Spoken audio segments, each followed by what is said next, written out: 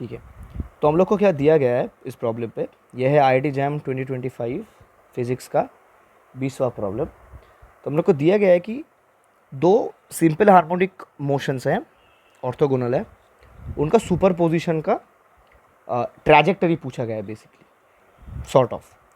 तो एक हम लोग को दिया गया है y1 is equals to a cos 2 omega t, और एक हम लोग को दिया गया है y2 b cos omega t plus phi.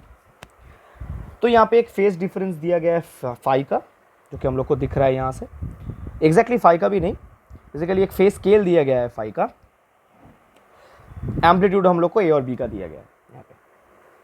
तो हम लोग को बोलना है कि अगर मेरा फेस स्केल पाई है तो इनका सुपरपोजिशन के बाद रिजल्टेंट मोशन का ट्रैजेक्टरी कैसा दिखेगा।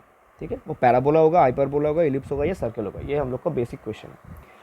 तो इसका सोल्यूशन कैसे आएगा, तो सोल्यूशन निखारते हैं एक बार। अगर मेरा फी पाई है तो मेरा y2 क्या होगा, b cos omega t plus pi. अब ट्रिगोनोमेट्रिकली क्या होता है, अगर मेरे पास cos थीटा प्लस पाई दिया गया है तो ये बेसिकली मेरा आएगा थर्ड क्वाड्रेंट पे। जैसे ही थर्ड क्वाड्रेंट पे आएगा, मुझे पता है कि cos का थर्ड क्वाड्रेंट पे वैल्यू होता है नेगेटिव, और क्योंकि पाई है even multiple of pi by 2 तो cos ही रहेगा, तो ये बन जाएगा माइनस कॉस थीटा। ये हम लोग को पता है, तो हम लोग इसको अगर यहाँ पे अप्लाई कर दे तो हम लोग का ये y2 क्या बन रहा है, y2 बन रहा है minus B cos omega T. ठीक है, ठीक है। अब मेरा y1 क्या दिया गया है देखते हैं। अब मेरा y1 दिया गया है cos 2 omega T, right. y1 दिया गया है a cos 2 ओमेगा टी।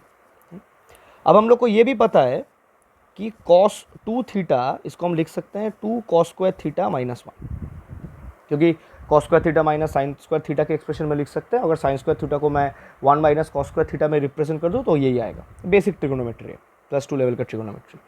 तो इससे क्या बन रहा है, तो ये बन रहा है 2a cos square omega T minus A, यही बन रहा है हम लोग के पास। ठीक है, अब cos ओमेगा टी के जगह अगर हम लोग y2 के मतलब y2 के रेस्पेक्ट में अगर मैं cos ओमेगा टी को रिप्रेजेंट कर दूं तो मेरा एक्सप्रेशन आ जाएगा। ठीक है, क्योंकि मेरा y2 है minus B cos omega T, तो यहाँ से मैं cos ओमेगा टी को क्या लिख सकता हूँ, माइनस वाई बाई बी। ठीक है, तो अगर मेरा ये वन फर्स्ट एक्सप्रेशन है और ये मेरा सेकंड एक्सप्रेशन है, सो पुटिंग 2 in 1 मेरा क्या होगा, तो मेरा y1 बन रहा है 2a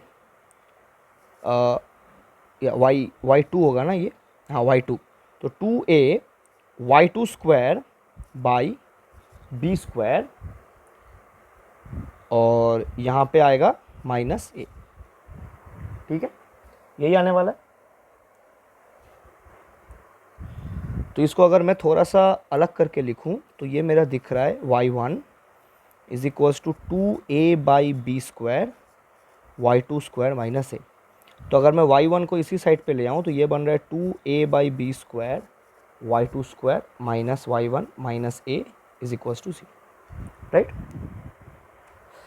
अब पैराबोला कैसा दिखता है, यहाँ से ये डायरेक्टली एक्सप्रेसिबल है, राइट। कि अगर मैं इस y2 वेव को, क्योंकि ये ऑर्थोगोनल वेव्स है, यही मतलब ऑर्थोगोनलिटी का रीजनिंग यहीं पे आ रहा है। हम लोग को पता है कि अगर x और y दो ऑर्थोगोनल एक्सिस है तो ax प्लस सॉरी मेरा मतलब है कि ax square plus B Y plus C equal to 0, ये पैराबोला रिप्रेजेंट करता है। दोनों ऑर्थोगोनल एक्सिस में से एक का क्वाड्रेटिक टर्म लगेगा हम लोग को पैराबोला के लिए। ये बहुत बेसिक कोनिक सेक्शन का थ्योरी हम लोग को पता है ऑलरेडी। तो अगर मैं इसको यहाँ पे डायरेक्ट अप्लाई कर दूँ तो मैं इसको कंपेयर कर सकता हूँ, क्योंकि ये दोनों ऑर्थोगोनल है, y2 और y1 क्योंकि ऑर्थोगोनल है, तो मैं इसको कंपेयर कर सकता हूँ कि y2 शायद x है, x एक्सिस है, y1 अगर मतलब y2 अलॉन्ग x एक्सिस है, y1 अलॉन्ग y एक्सिस है, उस तरफ से। तो अगर मैं कंपेयर कर दूँ तो मुझे यहाँ से दिख रहा है कि ये एक पैराबोला का ट्रैजेक्टरी मुझे देने वाला है। ठीक है, तो इसका राइट आंसर होने वाला ऑप्शन ए पैराबोला। ठीक है।